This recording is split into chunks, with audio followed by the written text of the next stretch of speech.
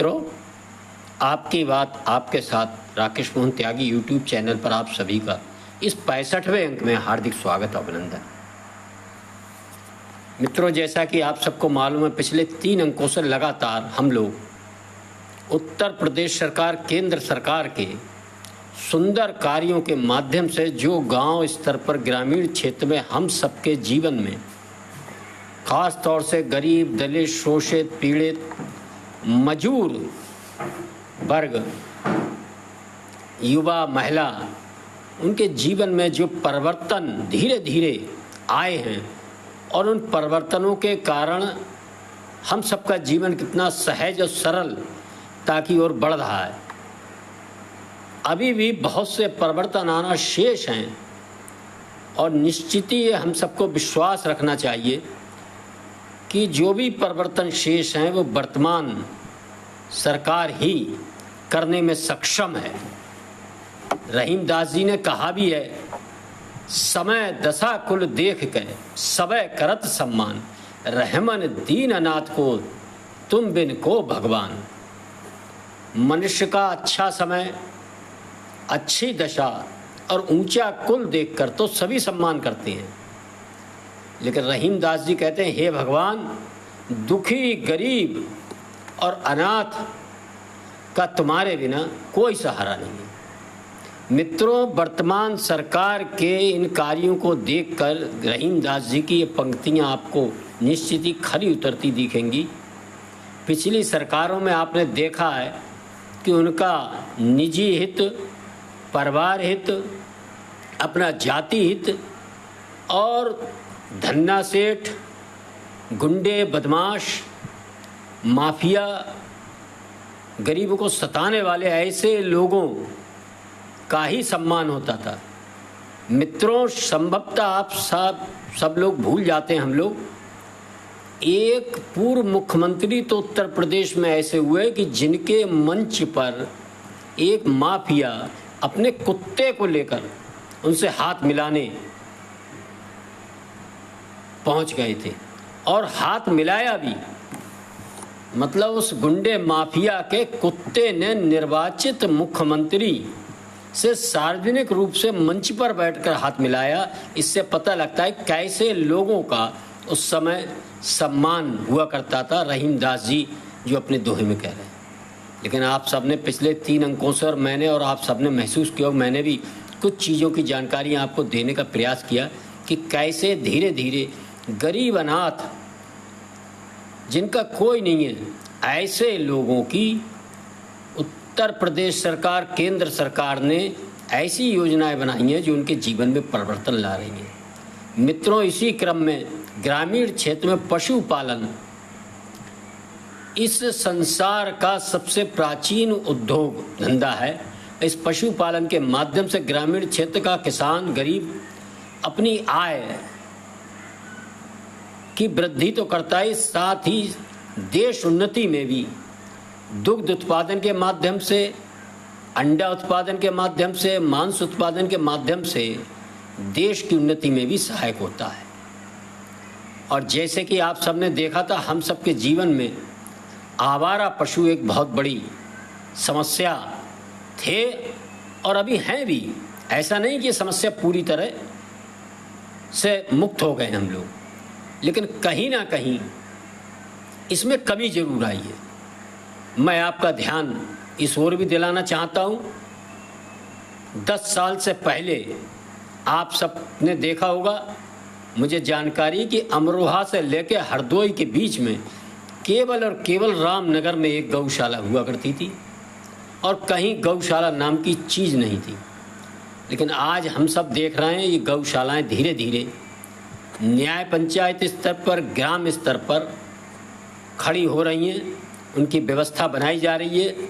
उन व्यवस्थाओं में कुछ कमियां शेष हैं और उन कमियों को दूर करने में भी समाज को जिस प्रमुखता के साथ लगना चाहिए था, वो कहीं ना कहीं कमी आ रही है।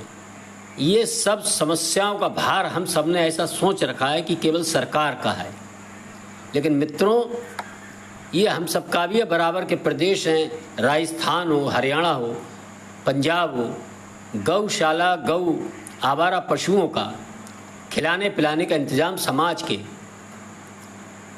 बहुत से सज्जन पुरुष भी करते रहते हैं। हम सब देखते हैं कि इन गौशाला के लिए हमारे गांव के ही लोगों ने विभिन्न क्षेत्रों में ये समस्याएं आ रही हैं। चारागाह पूरी तरह से कब्जे में कर लिया और वो चारागाह छोड़ने का भी नाम नहीं ले रहे हैं बिना शासन के डंडे के।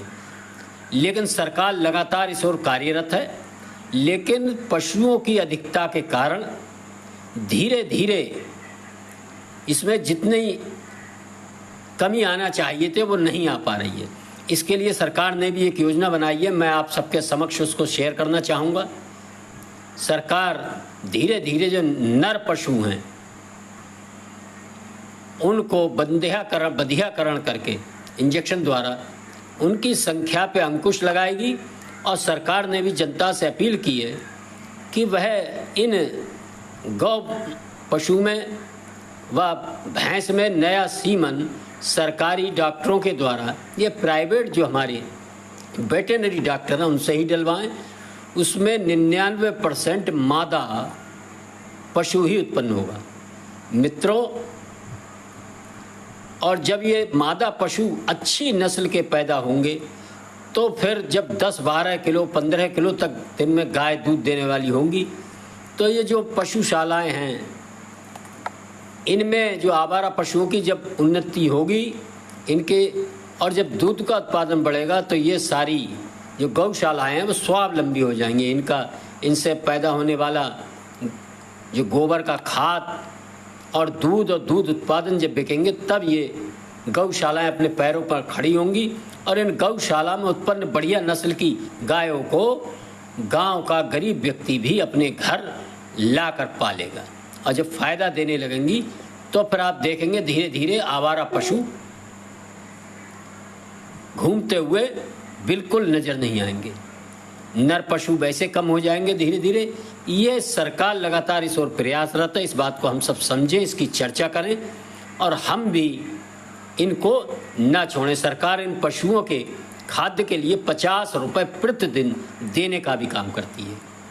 ये कोई प्राइवेट व्यक्ति ऐसे 2, 4, 6 पशुओं को जो आवारा पशु हैं गौशाला से लाकर लिखवा कर अपने यहाँ पालना चाहे तो उसको एक खाते में भी गवर्नमेंट ये पैसा भेजने का काम कर रही है। मित्रों, मैं इस विषय को आगे बढ़ाते हुए आप सबके समक्ष एक चीज़ और लाना चाहूँगा। खास तौर से आंवला विधानसभा ही नहीं, चाहे गोरखपुर हो, चाहे बुलंदशहर हो, चाहे झांसी हो, चाहे भदोई हो, इस सरकार ने वन प्रोडक्ट वन डिस्ट्रिक्ट के तहत प्रदेश में बहुत बड़ी मात्रा में निवेश लाने का काम किया। उस निवेश के कारण सुधरी कानून व्यवस्था, विद्युत व्यवस्था, संपर्क व्यवस्था, जो मैंने पूर्व में आपसे चर्चा की थी अंकों में, विभिन्न उद्योगपति अपने उद्योग लगाने इस प्रदेश में आ रहे हैं, बहुत बड़ी मात्रा में आ रहे हैं। क्षमा करें।